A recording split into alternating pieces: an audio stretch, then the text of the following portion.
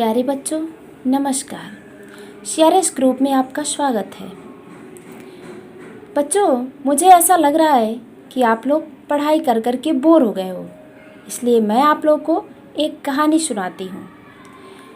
कहानी कुछ इस प्रकार है कि एक आदमी एक तितली की मदद करता है और उस आदमी के मदद के कारण उस तितली की मौत हो जाती है। आखिर कैसे हुआ ये घटना? तो चलो कहानी को शुरू करते हैं।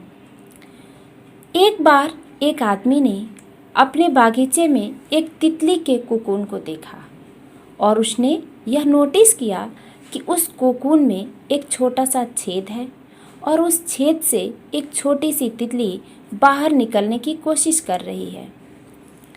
बहुत देर तक कोशिश करने के बाद भी वह तितली छेद से बाहर नहीं निकल पा रही थी। वह बहुत देर तक कोशिश करती रही। अंत में वह शांत हो गई। उस आदमी को लगा कि जैसे उस तितली ने हार मान लिया हो। इसलिए वह आदमी उस तितली की मदद करने के उद्देश्य से एक कैंची उठाई और कोकून में बड़ा सा छेद कर दिया, जिससे तितली आसानी से बाहर निकल पाए। और हुआ भी ऐसा ही। जैसे ही उसने उस कोकून में छेद किया, तितली आसानी से बाहर आ गई। पर जब वह बाहर आई तो उसका शरीर सूजा हुआ था और उसके पंख सूख गए थे। उस आदमी ने सोचा कि तितली बाहर आकर बाहर की दुनिया में अपने पंख को फैलाकर उड़ने लगेगी, पर ऐसा कुछ नहीं हुआ। कुछ समय बाद ही वह तितली मर गई। तितली को मरता हुआ देख उस आदमी को बहुत दुख हुआ और यह सारी घटना उसने एक बुजुर्ग व्यक्ति को बताई।